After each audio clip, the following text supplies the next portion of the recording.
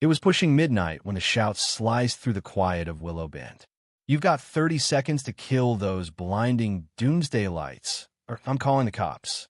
The voice was shrill, laced with fury, and belonged to Linda Harrow, who stood in her leopard print robe, clutching a clipboard like it was a holy relic.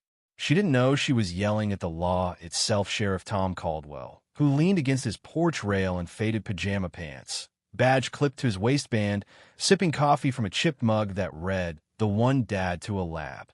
The irony was thicker than the fog rolling in. Linda thought she was laying down the law, but she was barking at the one man in town who wrote it. It was 11:47 p.m., and the only crime in Willow Bend was Linda's audacity, stomping across her manicured lawn in matching slippers, while VYing her HOA bylaws like a battle flag. Tom's new fence lights bright, pulsing LED shad set her off. They weren't some tacky Christmas display. They were regulation gear, part of a county test for rural security.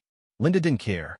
She saw the flashes, dialed 911, and marched out like she was starring in a neighborhood VY Gilani flick. Tom watched her approach, unfazed, as the lights cast sharp shadows across his yard. "Ma'am," he said, voice low and steady, "you just tied up an emergency line for a non-emergency. That's a Class C infraction." Linda froze, her lips pinching into a line so tight it could have zipped shut. "Excuse me? Are you pretending to be a sheriff? I know people on a town board." Tom flicked his badge her way, casual as shooing a fly. "No pretending needed. You're on Sheriff Tom Caldwell's lawn." "That's me." The silence that followed could have fueled a generator. A dog barked somewhere, as if to mock her. Linda's arm dropped, her brain clearly scrambling. "Well, your lights VY Olate Article 6, Section 3, Subsection A of the HOA Charter. No outdoor lighting over 60 lumens." Tom sipped his coffee. "Their department issue, Linda. They're here for a reason." Right then, Deputy Sarah Boone pulled up, cruiser humming, her eyes wide with too much caffeine. "Sheriff, we got another call. Someone spotted a prowler in Amos Reed's backyard again. Third time this week." Linda's face twisted like she'd bitten a rotten apple.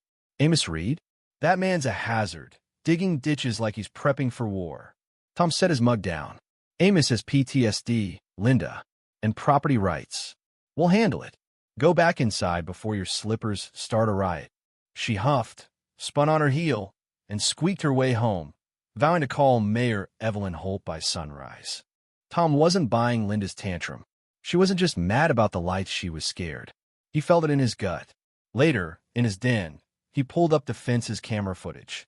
At 11:28 p.m., a shadow darted through Amos's yard, tall, quick, wearing something that glinted oddly under the LEDs. It lingered near a tarp-covered pile of dirt, then vanished. 10 minutes later, Linda's 911 call came through. Tom rewound the tape, frame by frame, until the figure turned toward the camera. The face, grainy but clear, sent a shiver down his spine. He knew that face. "Sarah," he called, grabbing his phone. "Run this through the Old Town database. Go back 30 years. Sarah's voice crackled back. "You think it's someone from way back?" Tom stared at the screen. "I think it's someone who's supposed to be gone." By morning, Willow Bend was a hornet's nest. Linda had filed complaints with the HOA, the mayor, and the local paper, accusing Tom of turning his yard into a tactical light terror zone. But Tom had bigger problems. His fence lights were flickering in patterns they weren't programmed for. He checked the control panel someone had hacked in, and it wasn't from his system or the department's. Someone knew what those lights were recording. At Town Hall, Mayor Evelyn Holt summoned him, her office a shrine to pageant crowns and motivational posters. Linda sat there, legs crossed, smirking like she'd already won. "Sheriff," Evelyn began, hands clasped like she was judging a pie contest, "we're here for unity. Your lights are scaring folks." Tom didn't blink. "I'm running an investigation, Evelyn. Those lights caught someone snooping last night." He slid a photo across her desk, the grainy figure in Amos's yard. Linda's smirk faltered. "You saw it, didn't you?" Tom said, watching her. "That's why you called." "It wasn't the lights. It was what they showed." Linda looked away, voice dropping. "I saw something. I didn't know what." but I didn't trust you to take it seriously. Tom leaned back. You'd rather start a war than admit I'm right? Outside, Sarah waved him over, tablet in hand. Someone hacked the lights again at 4 a.m. They sent a signal Morse code. Says Phase 1 complete. Phase 2 begins. Burn, Tom cut in. Burn what? Sarah shrugged. It cuts off. Sounds like some old-school op. They drove to Amos Reed's place, a fortress of scrap metal and tires. Amos, shirtless and grizzled, met them with a shovel gripped like a weapon. You bring the HOA? He growled. Just us, Tom said. What's in your backyard? Amos led them to a ditch, kicking over dirt to reveal a tin box. Inside were faded military papers, blueprints, and a microcassette labeled 1996.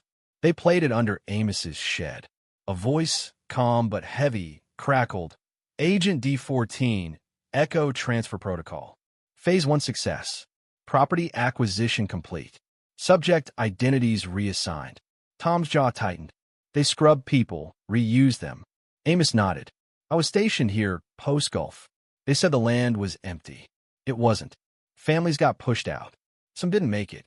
The web was tightening.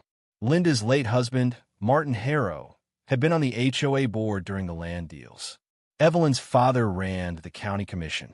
That night, Tom set up decoy lights as bait. Linda showed up, arms crossed, eyes sharp. I want to know if I've been lied to, she said. At 1:13 a.m., the cameras caught movement of figure in an old Willow Bend utility jacket, heading for Amos's ditch. Linda gasped. That's Martin. Tom grabbed her arm. Linda, Martin's been dead 3 years. The figure turned, as if he'd heard, then bolted.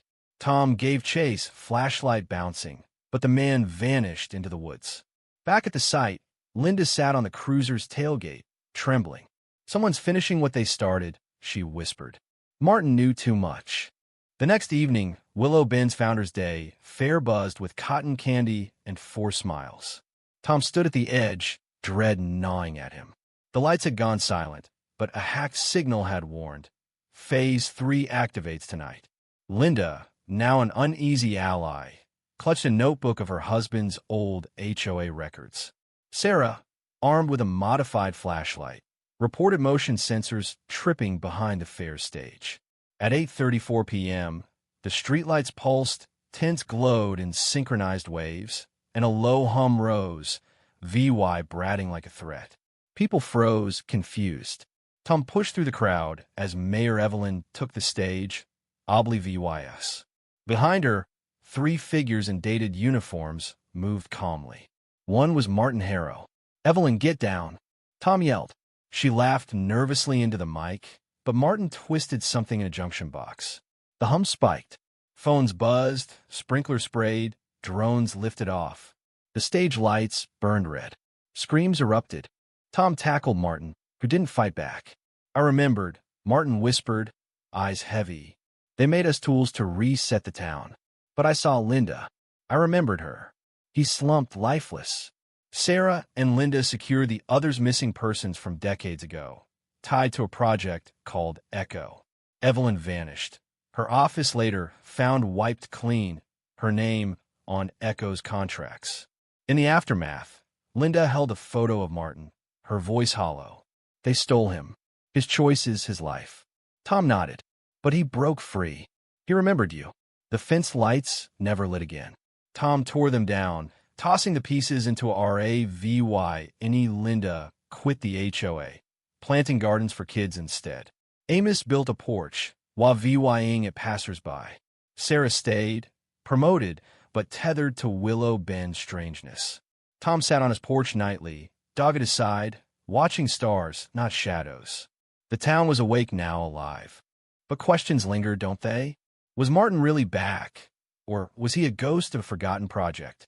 What was Echo hiding, and who's still pulling the strings? Should Tom have kept those lights up? Or was tearing them down his only way to keep Willow Bend free? And what about you? Would you trust your town's tech, or dig for secrets like Amos? Drop your thoughts below, hit that like button if this story got you thinking, and subscribe for more tales that'll keep you up at night. What's lurking in your backyard?